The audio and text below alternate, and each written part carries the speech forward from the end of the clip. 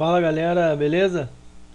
Voltamos aqui com a parte 3 da análise de hand history do Citigold 180 Players do PokerStars. Paramos aqui nesse valete 8 off, que foi a última mão que a gente viu lá na parte 2. Nessa parte 3 não sei se vai dar pra terminar o torneio nessa parte 3. Então, se não terminar, a gente tem uma parte 4 mais curta, mas eu já estou analisando alguns torneios para poder gravar depois dessa série de vídeos aqui. Já recebi muitos torneios da galera aí, então continue mandando lá pro meu e-mail ou Facebook ou aqui no Skype, que eu estou escolhendo um, ainda não escolhi. Essa semana eu já devo começar a fazer essa gravação desses vídeos, mas ainda não escolhi, então continue mandando lá, inclusive mãos soltas, mãos específicas que vocês tiveram dúvida ou dificuldade para jogar, que eu faço alguns vídeos mais curtos também, beleza? Então seguindo aqui nesse Vala 8, foi a última mão que a gente jogou, e a próxima é o 6-6. Esse 6-6 aqui, caso esse cara aqui tivesse com um stack de 15, 20 blinds, a melhor forma de jogar ele é foldando. Que eu acho que não tem muito valor, a gente não consegue jogar esse 6-6 aqui pós-flop, a gente não consegue jogar por 7 vala, porque o cara tem 15 blinds ali, então a gente não vai extrair muito, caso a gente acerte o nosso set. Diferentemente desse spot especificamente, onde ele tem 40 blinds aqui. Então nessa situação onde ele tem 40 blinds, a gente tem 38, 37 blinds, esse aqui acho que é o limite para jogar esse 6-6 aqui por 7 vala. Acho que menos do que esse stack aqui eu já prefiro foldar esse 6-6. Então aqui nesse spot eu dou call. A única situação ruim aqui é porque os blinds estão short stack, então aqui eu crio uma situação perfeita para esses caras irem de resteal, e eu ter que acabar foldando essa mão. Então essa é a única situação aqui onde esse call aqui pode ser ruim, mas pelos stacks envolvidos aqui eu preferi dar call. A gente acerta o set conforme planejado. Sempre que a gente define um plano para mão pré-flop, a gente tem que fazer o máximo possível para poder seguir esse plano pós-flop. Então caso eu não acertasse essa trinca, se tivesse um 5 no lugar desse 6 aqui, provavelmente eu já iria desligar a minha mão. Eu não vou transformar o 6-6 aqui em bluff, eu não vou inventar muita coisa, ainda mais porque nesse limite aqui não tem muita coisa pra gente fazer. É melhor jogar o feijão com arroz e seguir o jogo. Então, só que nesse spot aqui a gente acertou a trinca, então a gente vai ver uma forma de extrair o maior valor possível dessa mão. O vilão deu check aqui. A tendência é que todo o valor que esse cara tem, ele vai de c-bet aqui. Todo o valor de rei que ele tenha, as, de trinca, ele vai se betar com certeza. Algumas combinações de mãos que eu vejo esse cara aqui dando check, sei lá, uma dama, as e dama vala, dama 10, que ele acha que não tem valor para extrair. Sei lá, vala, 10-10, 9-9, 7-7, que ele acha que não dá para betar aqui. Ou air total, bluff total, que eu acho que também ele deveria se betar na maioria das vezes, os bluffs. E infelizmente ele não betou. E aqui eu tenho que betar com certeza. Tem muita coisa para extrair valor aqui. Flush draws, draws para sequência, pares. Então acho que a gente ainda toma muitos calls aqui de mãos piores que a gente. Então faço meio pote. Infelizmente ele folda. Próxima mão depois do 6-6 é esse rei 10. Que o Bajetu aqui, aquele cara lá da parte 2 que estava abrindo e a gente dando tribet, ele foldando direto, é esse mesmo cidadão aqui. Então ele abre de novo. O rei 10 aqui com esse stack é uma situação perfeita pra gente já tribetar esse cara de novo, onde a gente já começa a criar um level com ele, daqui a pouco ele vai acabar chovando e a gente vai dar call com uma mão melhor que a dele. A gente quer criar essa situação na cabeça do vilão. Então ele abre, eu tribeto. Eu já tenho que tribetar de olho nos stacks à minha esquerda, porque tem uns caras aqui que já estão short stacks. Então se o cara chovar, em quem que eu vou dar call, em quem eu não vou dar call. Nesse spot aqui eu vou foldar pro Rivden Rivden 666 e pro Franciomar. E vou dar call no Águila 2701. Para esses dois aqui eu foldo e para esse cara aqui eu abraço. Então você tem que estar pensando isso antes de tribetar o cara. Se você tribetar, o cara te chovar ali 10 blind e você não saber o que fazer, acho que é melhor você até foldar o rei 10 aqui. Pra não saber o que fazer, caso o cara já tome uma ação aqui que você já poderia ter previsto. E o Bajitu folda de novo. Segue o baile. Próxima mão aqui é um hijack na mão seguinte, é um Ice 6 off. Eu abro naquela mesma pegada de olhar os stacks à esquerda. Eu vou abraçar somente esse cara aqui de Ice 6. Que eu já vi agora que esse cara é um jogador bem fraco. Que ele com menos de 10 blind já está fletando e foldando flop. Fletando e foldando flop. Então essa é uma dinâmica bem fraca desse vilão aqui. E o Big Blind também dá call. Normalmente eu vou de C-bet aqui nesse tipo de board. Então board seco. Que esses caras não vão ficar me dando muitos calls aqui. Então contra 2 aqui a tendência é que eu vá C-betar. E não preciso fazer um valor muito grande aqui. Eu não preciso fazer meio pote aqui para poder fazer esses caras foldarem. Para poder já puxar o dead money. Então aqui eu posso fazer um size bem pequeno. Tipo 1.200 ali, 1.250, que já acho que já é suficiente para esses caras foldarem. Não existe valor aqui de C-bet. Eu acho que o mínimo que eu vou fazer aqui seria uns 900, assim, 1.000 por aí. Então, todo size que eu fizer aqui, eu vou abraçar o Águila 2701 com certeza. Eu não vou betar aqui, C-betar para foldar para ele nunca. A não ser que a gente estivesse jogando heads up. Porque esse cara sempre vai chovar aqui algumas vezes. Algumas vezes ele vai chovar. Outras vezes ele vai foldar, porque ele é um jogador fraco. Mas a partir do momento que esse cara aqui entrar na mão, aí o nosso Ice 6 já se coloca numa situação muito ruim. Então eu faço um size ele de 1/3 do pote. O Águila chove, então ele eu vou abraçar esse mais 1.000 aqui, porque eu acho que ele pode estar chovendo muita coisa aqui. Pior que esse Ice 6 ainda, com certeza. Mas aí o TC Project vai fleta o all-in dele. Então aqui eu já me coloco numa situação muito esquisita, onde eu tenho que foldar esse Ice 6. Porque eu acho que o TC Project aqui, ele não vai dar esse call aqui sem nenhum valor. Ele não vai dar esse call aqui com 2 overs, por exemplo. No mínimo aqui ele vai ter um par médio, um middle pair, um top pair ali com kicker médio. Alguma equidade ele tem. Então aqui a melhor saída é foldar, mesmo tendo odds aqui para poder pagar. Era isso que acontece, que ele tinha. Dama 10 top pair, mas aqui o kicker era maior. Então segue o jogo. Foldamos algumas mãos aqui até que recebemos um Ás e Dama. E aí agora o Bajitu chova, mas agora eu não tenho como foldar aqui. Ainda mais que a gente já tribetou esse cara 5 vezes aqui, mais ou menos. Essa é uma situação boa onde o Ás e Dama tem muito valor aqui. Eu dei call, mas poderia ter isolado aqui. Chovado aqui, eu acho bem tranquilo para isolar essa mão. E tem rei dama. Completamente dominado, inclusive pelo flush draw. De boa. Standard esse call aqui. Não tem nem o que comentar. Próxima mão, dama 10 suited, que eu abro em MP. E passa. Foldando algumas outras mãos. Mudamos de mesa agora. Próxima mão, 9-6 suited, que eu abro. Eu não curto abrir esse 9-6 aqui não. Na verdade, eu prefiro abrir esse rei 9 suited da mão anterior do que esse 9-6. Por ter o blocker do rei aqui, eu acho que é melhor. A gente tem uma defesa ainda com esse blocker aqui. Então o 9-6 aqui é melhor foldar. Eu prefiro foldar hoje do que abrir esse 9-6. Tomo 2 calls do botão e do Big Blind aqui. A gente acertou até um board muito bom pra gente. Flush draw, middle pair ali, flush draw, second pair. Aqui eu vou C-betar sempre. Porque mesmo tendo equidade aqui do flush draw,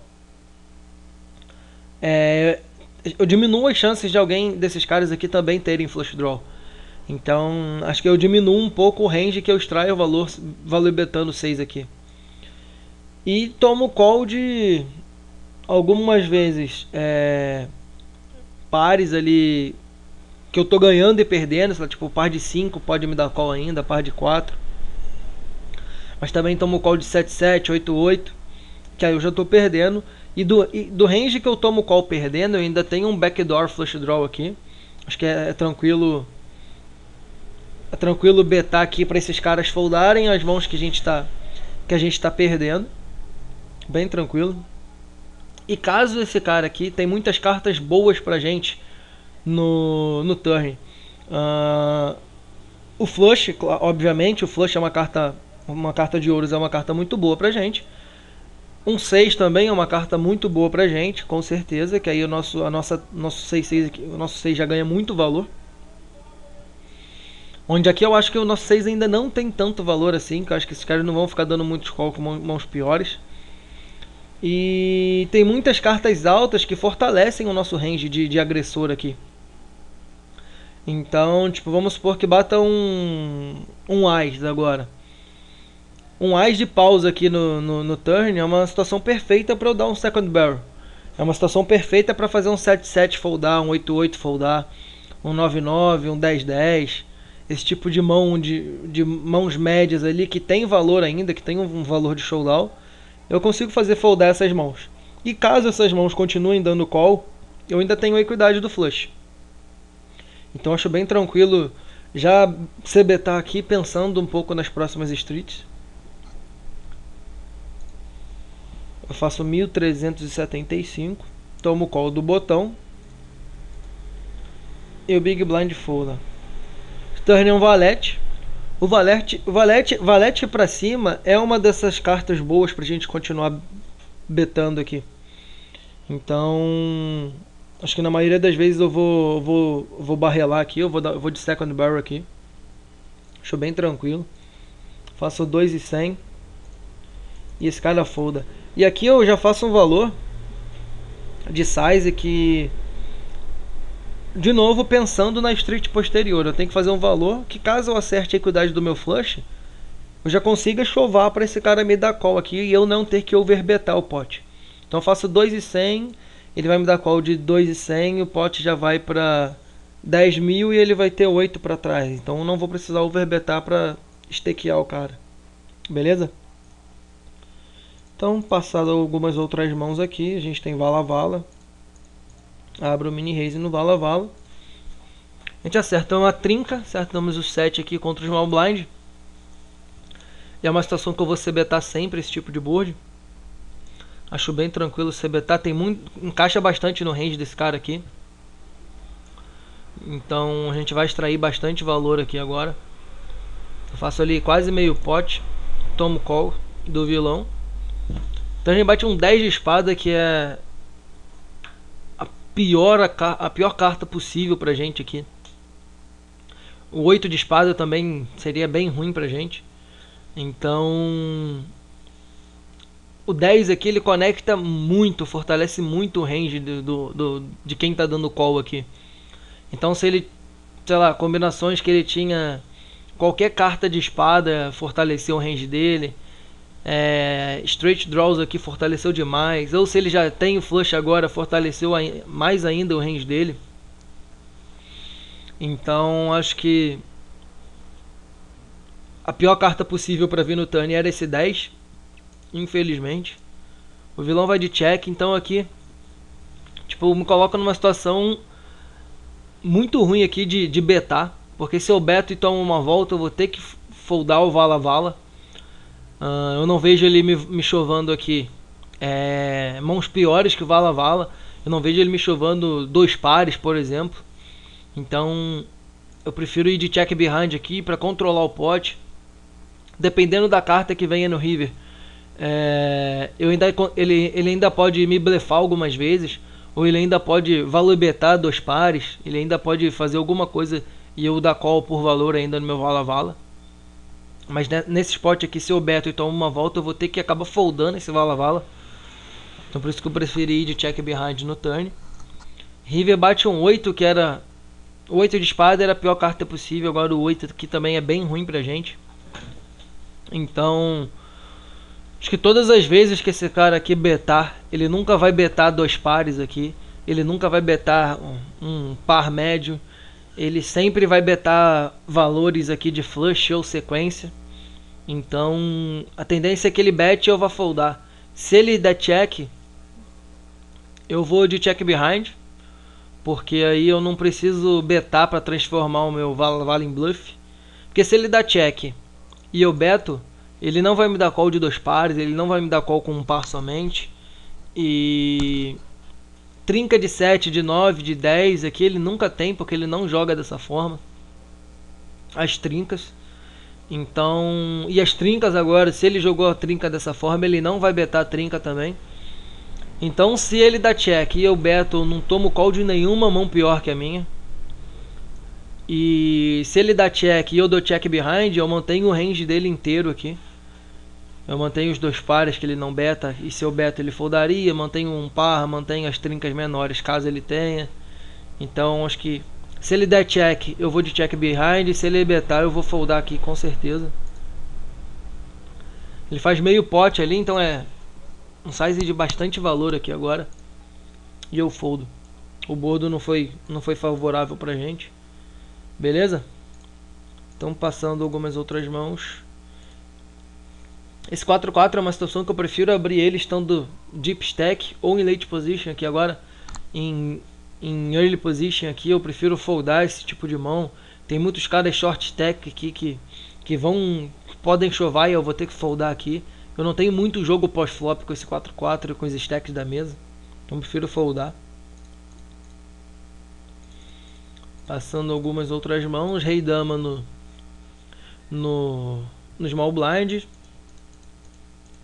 Cheguei em gap aqui agora em blind war. Eu vou subir com certeza esse rei dama, acho que tem muito valor. Um bordo as 9-2 com 2 de copas.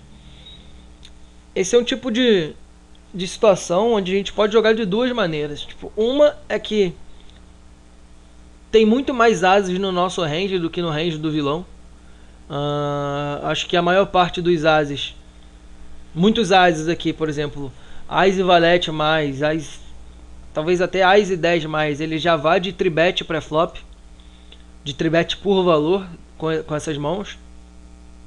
E dependendo do perfil de jogador contra o qual a gente está jogando, ele pode tribetar light alguns ases, como Ás e 5, Ás e 6, Ás e 7. Então acho que não tem tantos ases aqui que ele fleta, a não ser alguns ases suited, mas... Então tem muitos ases que ele vai de tribet e alguns ases e poucos ases que eu acho que ele fleta aqui.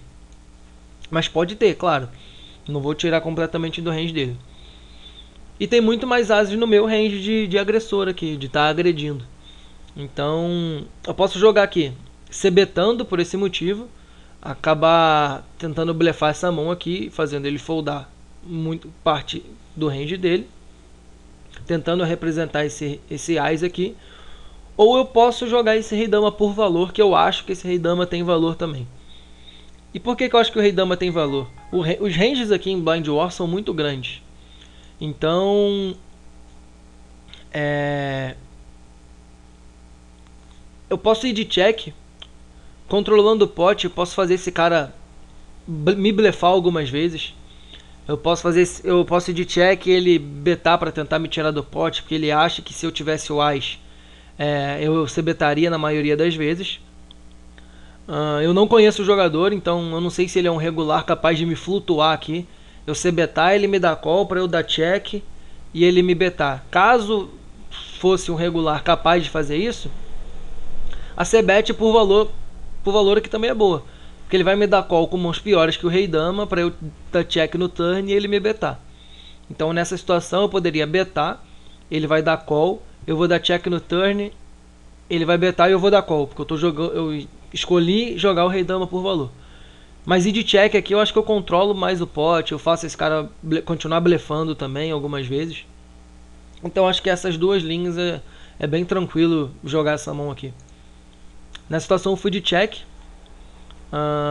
por valor mesmo, eu acho que o Rei Dama aqui tá bem na frente do range dele. Acho que o nosso Rei Dama pode estar ganhando aqui na maioria das vezes.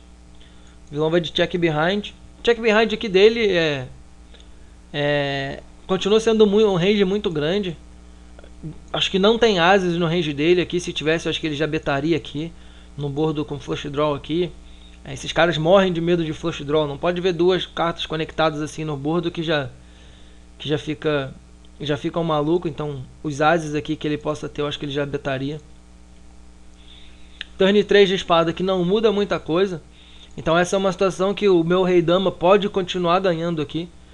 Acho que tá na frente ainda do range dele. Então não tem por que eu betar pra fazer esse cara foldar coisas piores que o Rei Dama, né? Se eu tô jogando Rei Dama por valor, eu quero manter mãos piores que a minha no golpe. Eu não quero fazer essas mãos aqui foldarem. Então fui de check aqui de novo, achando que o meu Rei Dama tá na frente. E aí ele beta 1152, um size bem pequeno, que pode ser muita coisa. Pode ser bluffs totais aqui que ele pode ter. Pode ser middle pairs, ele pode estar betando aqui um flush draw, por exemplo, porque se eu der call ele ainda tem uma equidade. Então pode ser bastante coisa aí. Acho que na maior parte do range que ele beta, o meu Rei Dama ainda está ganhando. Então eu vou de check call aqui. River um 6 de copas, que agora conectou um flush draw, que ele pode ter também. Eu vou de check. Acho que o meu Rei Dama ainda tá ganhando do range dele aqui, da maior parte do range dele. Então eu vou controlar o pote aqui de novo. Ele vai de check behind e apresenta 10 e 7. Então eu escolhi uma linha de jogar essa mão, mas poderia ter sido betado também. Aí acho que essa mão aqui pode até ser discutível. Então galera, essa aí foi a parte 3 da análise de hand history aí desse Sitting Go. Na próxima parte a gente termina com certeza a parte 4, que deve ir ao ar aí essa semana. Espero que vocês estejam curtindo. Mandem o feedback lá de vocês para eu ter uma ideia de como está sendo os vídeos. Aí deixar os contatos caso vocês tenham interesse de coaching, blog, grupo de estudos e Facebook. Entre em contato com a gente lá e nos vemos no próximo vídeo, beleza? Forte abraço para vocês aí, até mais.